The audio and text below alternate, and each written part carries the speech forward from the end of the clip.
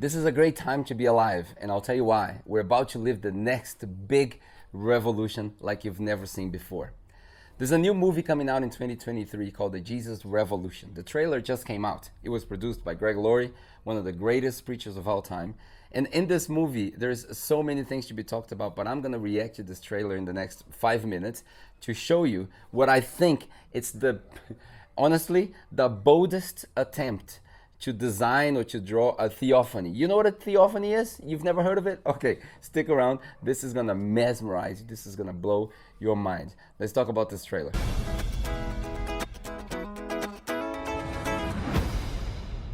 Before we go into the trailer itself, you should know that the Jesus Revolution started in the 70s with Chuck Smith and a few other people, and it has its origins in a lot of dark things like drugs, alcohol, LSD, and a bunch of other things. I'm not gonna get into this now. There is a bigger video, a longer video that I've done with all of these details and my attempt to put it all together. If you wanna watch it, the link is in the description down below, and it will show up in the cards at the end. But I'm gonna react to the trailer with the funny attempts, I think, to design a theophany in our days. And I think that not only the producer of the movie, but also God used that himself in the 70s through the life of this guy called Lonnie Frisbee.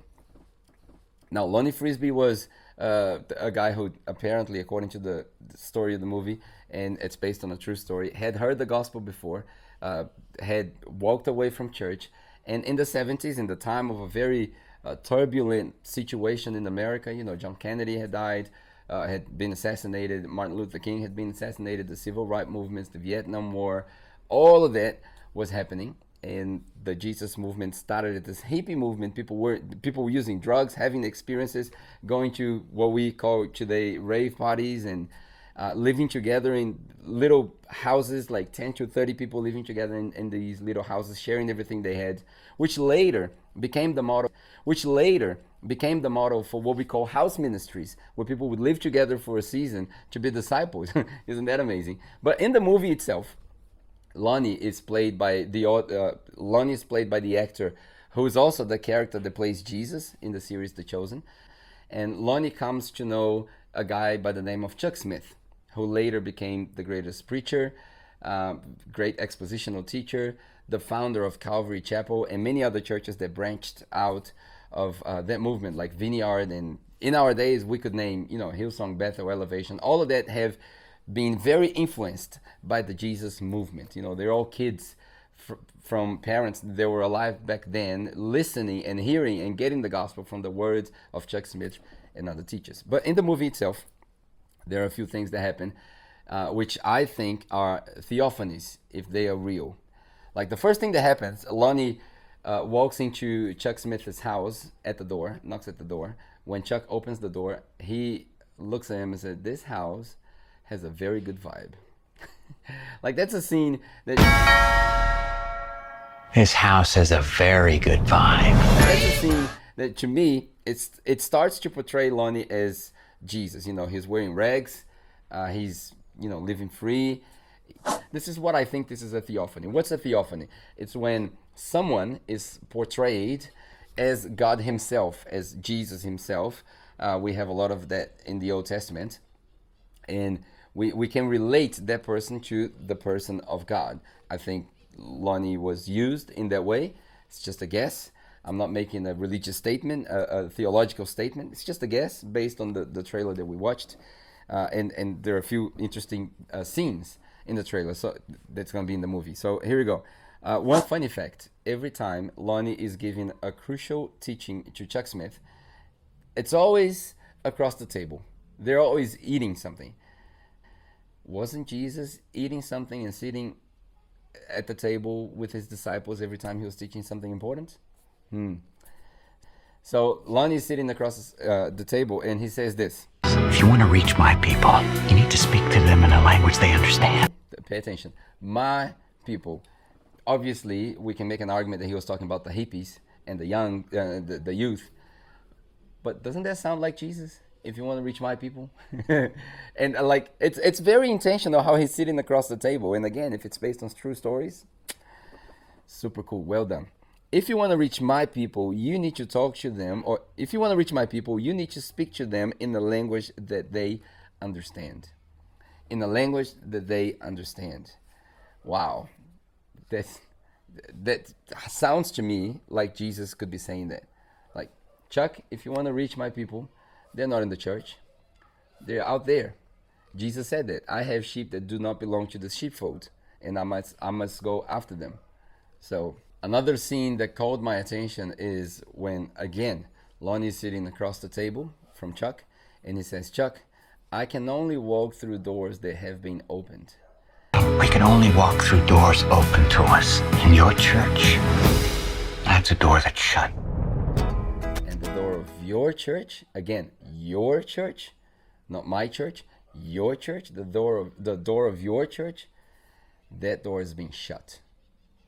Now tell me that doesn't sound like Jesus in the book of Revelation saying, I stand at the door and I knock. I knock the door of the church. He's talking to church people. I stand at the door and I knock. If anyone hears me and opens, I will come in. I can only walk through the door that has been opened. Now, that has theophany written all over, people. And if you don't think that God used Lonnie to talk to Chuck and the producer to portray this to us, man, I don't know what it is. There's another scene in the movie where Chuck Smith says, you have noticed that we have guests today. And he points to his left side, I think. And they were sitting at the backyard. Now, the backyard was a place where the slaves would watch the service from hundreds of years ago when they were allowed, because they weren't allowed in the church. Now here's the connection. What is the label that Paul uses for himself and for us? Slaves. We are slaves to Christ. To me, that's fascinating that they would be able, I don't know if that was intentional, but the producer would think, the director would think that you put this couple on the backyard, and that image would be playing in our minds that they were slaves, that they weren't allowed. They would hear sentences and quotes like, they don't belong here. They are staining the carpet. And like, I don't know about you, but I've been into discussions like so silly, so useless discussions about, wearing my caps in church. And I mean, we've all seen it. We've all heard it. And they went through the same thing. Jesus, Lonnie, was marginalized. But the church grew because Chuck decided to pay attention to the marginalized. I came for the sick because those who are well need no doctor, said Jesus. Back in the 70s, there was a big movement called the Jesus movement. That movement had a ripple effect. From there, a lot of churches branched out. Churches we know in our days, Calvary Chapel being the main one, the Vineyard being another one, spread all over the world. And more recently, churches that have been influenced, like Greg Laurie's church, Hillsong, Bethel, Elevation, all of those churches, they have a direct influence from the church, from the Jesus movement. Out of the Jesus movement, a lot of songs came to be successful. Art played a big part in the last 50 years. Rock and roll, hip hop, rap, Christian movies being produced to mainstream screens and winning awards. I think we are on the cusp, we are on the edge of a new revolution, a great revolution. And my guess, and it has to do with three things: knowledge, art, and screens. Knowledge, art, and screens. KAS. The new revolution is called KAS, K-A-S. Knowledge, art, and screens. Like, it's not a prophecy. In 20 years' time, we can go back to this video, and if I'm wrong, I'm wrong. But if I'm right, boy, oh boy, we gotta get ready. So my question to you is, what are you doing? If you're watching this to this point, I would recommend that first you would watch the long video I made about this whole thing being put together.